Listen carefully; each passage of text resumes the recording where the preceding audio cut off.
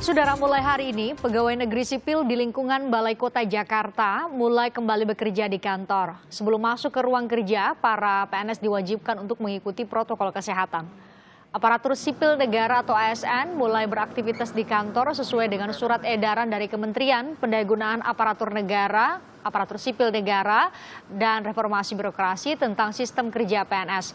Para PNS diwajibkan mematuhi serangkaian prosedur protokol kesehatan sebelum memasuki tempat kerja, seperti mencuci tangan, pengecekan suhu tubuh, memakai masker, hingga menjaga jarak fisik. PNS di Balai Kota Jakarta merespon dengan baik aturan protokol kesehatan untuk mencegah sebaran virus corona di lingkungan kerja.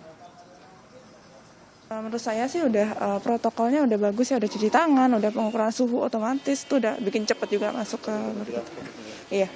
Istilahnya physical distancing itu tetap ada, social distancingnya juga tetap ada, penggunaan masker, hand sanitizer seperti itu. Tanggapan Bapak dengan penerapan protokol kesehatan itu apakah memberatkan, apakah emang bagus, Pak? Bagus, saya senang kok. Sebelum masuk harus cuci tangan dulu dan sebagainya, itu memberatkan nggak itu sebenarnya? Enggak. Shifting waktu kerjanya juga apakah ada? Waktu juga, kalau puasa kan juga memang jam 7 ya. Saya rasa bagus sih. Hari pertama PSBB Jakarta masa transisi, operasional MRT kembali beroperasi sejak pukul 5 pagi hingga 9 malam dan di akhir pekan akan dimulai pukul 6 pagi sampai 8 malam. Pada hari kerja, kereta akan beroperasi selang 10 menit, sementara akhir pekan atau hari libur setiap 20 menit. Selama di stasiun dan gerbong kereta, penumpang harus mengikuti aturan protokol kesehatan yang selama ini sudah berjalan. Ada juga tambahan sejumlah aturan baru seperti larangan berbicara sesama penumpang. Operasional MRT hari ini sampai tanggal 8 nanti merupakan bagian dari uji coba yang akan jadi evaluasi persiapan protokol kesehatan di fase transisi PSBB. Persiapan hari Jumat ini sampai ke tanggal 8. Tanggal 8 itu hari Senin, di mana pada saat itu kantor-kantor akan mulai buka 50%. Nah, dalam proses ini kita mulai mempersiapkan. Tadi malam kita berkoordinasi dengan pemerintah provinsi untuk melihat hari Jumat ini kita pakai sebagai fase persiapan. Kita mengoperasikan kereta jalur normal jam 5 sampai jam 9 dengan 7 kereta, belum 14 kereta. Jadi 7 kereta, headway-nya 10 menit. Kemudian kita akan lihat tren penumpangnya seperti apa. Sementara itu jadwal operasional KRL bertambah selama penerapan PSBB di masa transisi di Jakarta. Pihak KRL juga memperketat pengawasan protokol kesehatan bagi penumpang kereta. Nantinya pengguna kereta dilarang untuk berbicara baik sesama penumpang maupun dengan telepon seluler.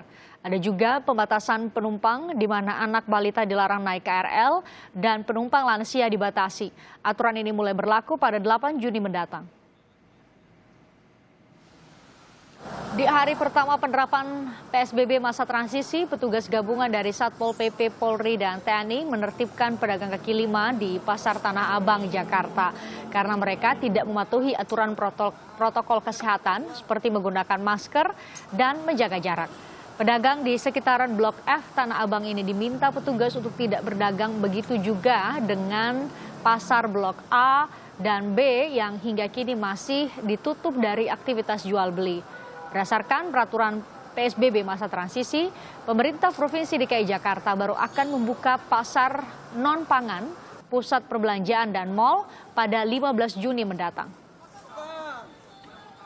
Bagaimana pelaksanaan protokol kesehatan pada masa transisi di sejumlah fasilitas umum Jakarta? Kita terhubung dengan dua jurnalis Kompas TV, ada Feni Sinuraya di Pasar Tanah Abang dan Putu Trisnanda di Stasiun Manggarai. Kita ke Feni dulu, saya sudah bacakan tadi di awal, Fen, bahwa masih ada saja yang bandel, masih jualan padahal baru 15 Juni di luar dari pangan, sektor pangan yang dibuka atau diizinkan untuk berdagang. Anda bisa gambarkan kepada kami apa yang terjadi di Pasar Tanah Abang?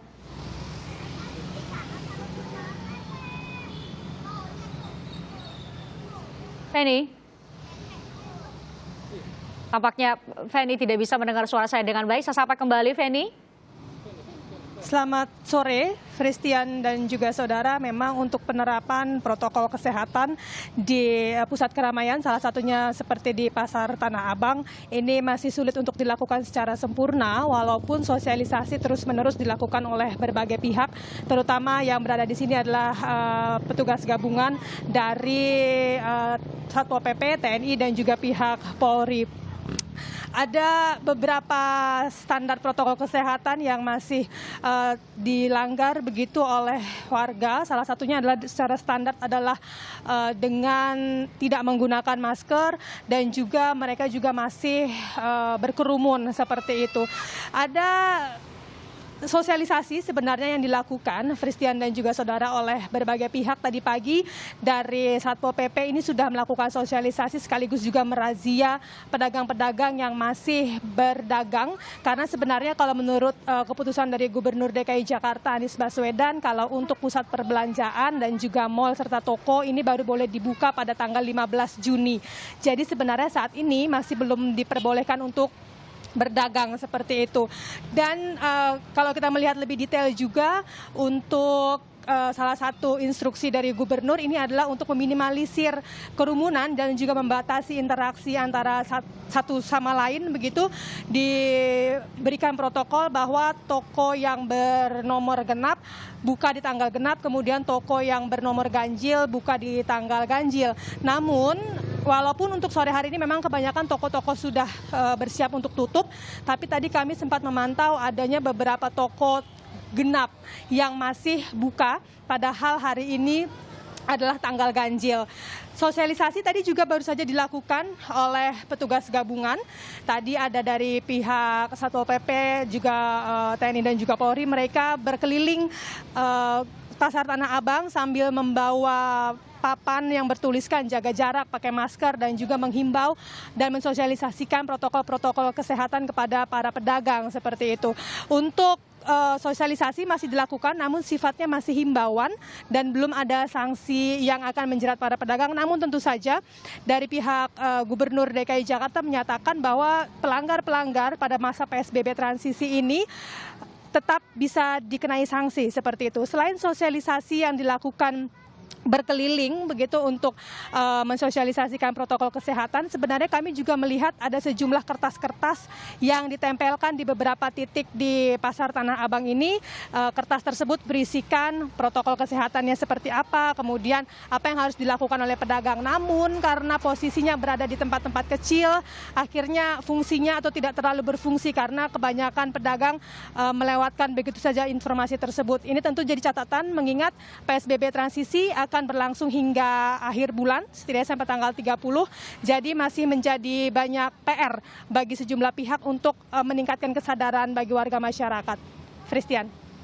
Baik, dari Feni Sunuraya di Pasar Tanah Abang, kita ke jurnalis Kompas TV lainnya, ada Niputu Trisnanda di Stasiun Manggarai. Niputu, adakah lonjakan penumpang pengguna kereta? Itu satu. Kemudian yang kedua, bagaimana pelaksanaan protokol kesehatan di sana?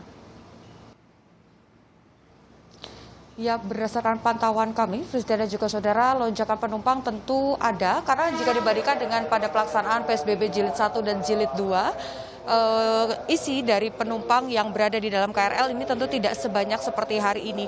Hal ini diprediksi atau dianalisis begitu oleh PT KCI sebagai bentuk karena memang ada beberapa karyawan kemudian yang sudah mulai masuk bekerja, seperti misalnya PNS dan beberapa sektor lain seperti perusahaan-perusahaan ini sudah meminta karyawan-karyawannya untuk kemudian masuk dan akhirnya menggunakan KRL sebagai salah satu moda transportasi umum yang membantu mereka untuk bermobilisasi.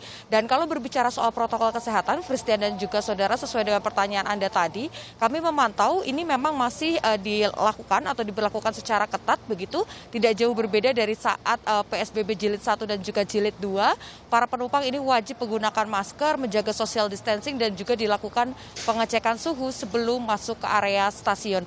Hal yang berbeda, Christian dan juga saudara, tadi di depan kami pantau memang ada beberapa petugas yang menggunakan face shield atau pelindung wajah sebelumnya begitu.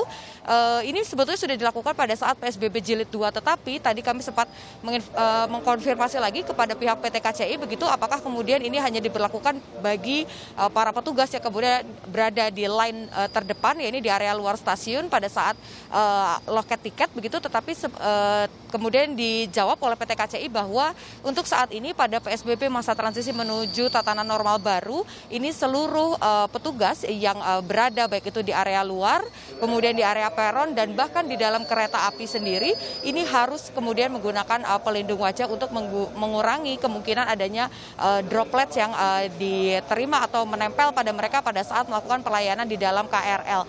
Kalau tadi berbicara soal petugas, untuk para penumpang ini juga ada beberapa aturan atau ada kebijakan baru yang coba dilakukan terkait dengan jumlah maksimal penumpang di dalam satu gerbong atau satu kereta. Ini masih sama, hanya boleh diisi oleh 80 penumpang pada satu gerbong dan beroperasi dari mulai jam 4 sampai dengan jam 6 sore. Tapi sebetulnya Fristia dan juga saudara, PT KCI ini sudah menyiapkan beberapa skenario begitu, bahwa nantinya jika memang proses transisi ini menghasilkan hasil yang cukup baik, kurva COVID-19 ini menurun, nantinya akan ada penambahan jam operasional dan juga akan ada penambahan jumlah pembatasan penumpang di dalam KRL. Kalau sekarang ini masih hanya boleh diisi oleh 80 penumpang saja, tetapi nantinya pada pekan kedua jika memang hasilnya baik begitu, akan ada sekitar 102 penumpang per gerbongnya. Dan nantinya juga ada jam operasionalnya juga akan ditambah dari jam 4 sampai dengan jam 8, dan tentu keputusan-keputusan ini atau skenario ini nantinya akan disesuaikan dengan keputusan dari Satuan Gugus Tugas Penanganan COVID-19. Dan terakhir, Fristian dan juga saudara, ada kebijakan untuk membatasi lansia. Ini hanya diminta untuk menggunakan KRL pada saat jam-jam tidak sibuk saja, dan untuk balita ini tidak diperkenankan naik ke dalam KRL untuk menghindari adanya percakapan atau berbicara saat berada di area KRL ini sendiri, Fristian. Kedisiplinan dan kepatuhan terhadap protokol kesehatan yang Anda sampaikan tadi jadi kunci ya, kita bisa berhasil atau tidak. Terima kasih, ini Putu Trisnanda dari Stasiun Manggarai, kemudian sebelumnya ada Feni Sinuraya dari Pasar Tanah Abang. Terima kasih rekan-rekan.